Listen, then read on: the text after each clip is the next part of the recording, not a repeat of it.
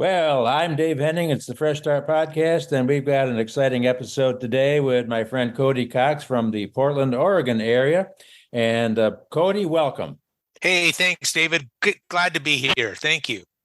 So, we're going to talk today about some legal, legitimate, alternative retirement investing options, if I'm not mistaken. And tell me about yourself a little bit and how you got started in this and where you're at now. All right, thanks, Dave. Well, again, my name's Cody Cox. I'm up out of the Portland, Oregon area. I am a fund manager for a company called Bridge City Factors. And what we do is we basically invest in promissory notes. But I've been involved in the mortgage industry for almost 41 years. Started off as a loan servicer in Walla Walla, Washington. And through a number of years, I've got to the point now where I'm, instead of originating loans or putting loans in somebody else's portfolio, we're in the process of building a company that will put loans, mortgage loans secured by real estate in our own portfolio. Method for them to invest passively without having to learn all the ropes, without having to look at things on a day-to-day basis and actually still enjoy a pretty good return. But I've been doing this mortgage thing for about 41 years. And so it's kind of a natural thing for me to kind of shift a little bit, take maybe a right-hand turn and do things for my own portfolio rather than somebody else's. And you were just at a big convention talking. You were the moderator up in Nashville.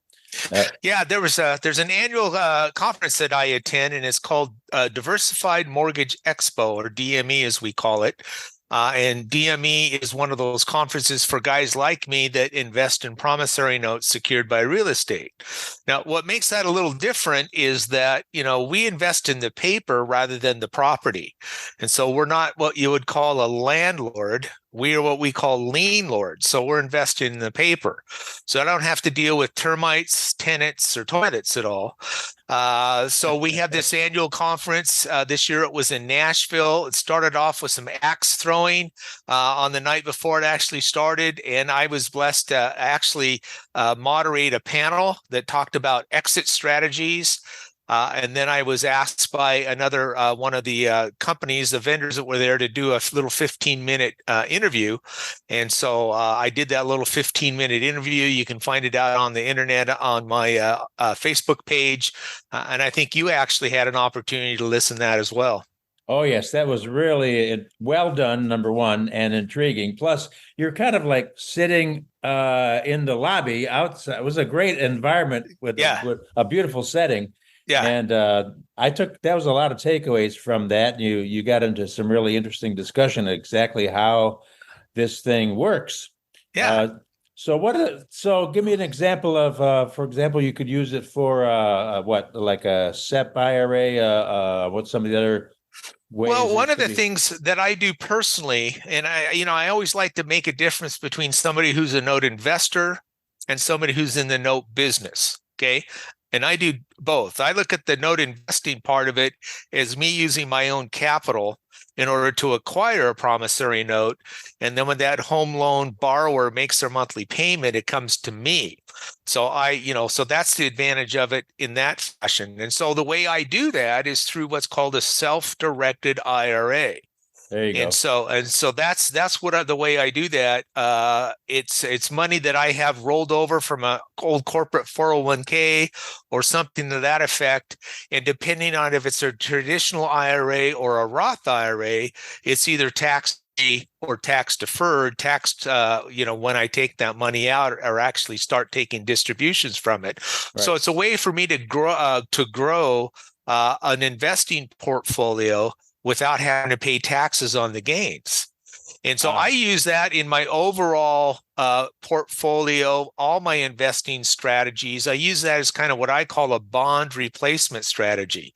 I'm not really a bond investor, although it is an investment in debt, which is what bonds are.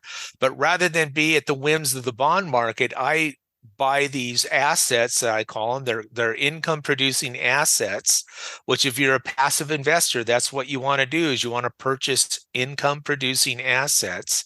And then again, when that homeowner makes their monthly house payment, it comes to me. I'm the mortgage company. And so that goes right into my self-directed IRA and grows over time. And then I have the opportunity to take that money and reinvest into another note and actually double my income. So here's an example of what I do, Dave. I think you're really, really going to like this. So I bought a promissory note secured by a house in Indiana. And I spent the money, bought the note. It's now coming into my checking account, my IRA checking account, and it's providing me a return of 16% on that money. So the money I've invested, the money that's coming in rolls into a 16% return.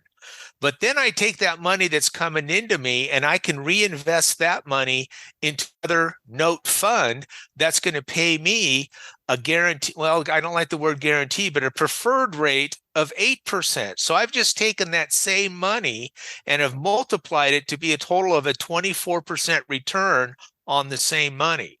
And I love talking to people, teaching them how to do that, because it's right at the way that people can actually invest their money, grow it at an expedited return, and do it on a passive basis. So they basically don't have to do anything except walk out to the mailbox each month and pay and pick up their check. So are you talking about compound interest? Is that what we're talking about here? Well, it's kind of a multiplied kind of interest. The compounding would be over time. This is kind of a boom, boom kind of effect. I get the 16%, then it goes out and I get another 8% on top of that. So it's actually kind of accelerates that compound of effect. Wow. I know that Albert Einstein, the famous quote is the seventh wonder of the world, well, is compound interest. Correct. Yeah. And it's kind of like dividend reinvest. So oftentimes in your investment opportunities, if you're investing in the stock market or mutual funds or anything like that, you get an option to reinvest your dividends. And in essence, that's kind of what I'm doing with this IRA account. So just to clarify my thinking upon this concept of basically owning somebody else's mortgage, how do they get to that point if they've got their original mortgage with a bank or a credit union? Well, oftentimes these banks or credit unions have a need to sell that loan for whatever reason. Maybe it's a distressed loan and they want to deal with it, or maybe they need to recapitalize for other purposes, so they need the cash. So they'll sell that note to investors like me, or oftentimes they'll sell them in bulk to a hedge fund, and then the hedge fund will carve them out, and I'll be able to buy, at least from my personal perspective, one or two or three at a time.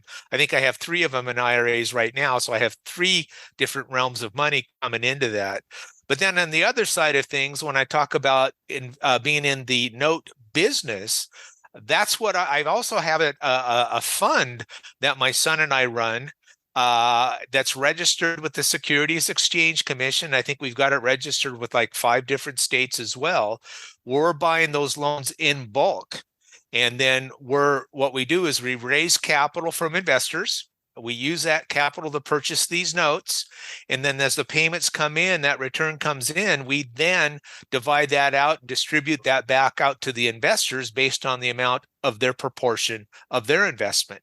And then for that management, we get a little fee for that. And so that's what we do from a note fund, is raise capital, spend that on notes. When the borrower makes their payments on a quarterly basis, we send a return back to that particular investor. So that's a pure passive play for that investor, because we do all the work for them. Well, I'm smiling because I lived through the 1988 savings and loan scandal, where the bank that held my mortgage in New England and the Boston area, they went out of business, and my mortgage was sold, first of all, to the Bank of Ireland, and then my mortgage was sold to a bank in Connecticut, was sold it back to a bank in New Hampshire who bought in bulk. And the FDIC says, hey, you're going to buy all these loans, and we guarantee that you're going to make your money back on it. So that was an interesting time. That's exactly, David. What you just described there is exactly what I do. I'm one of the buyers of those notes.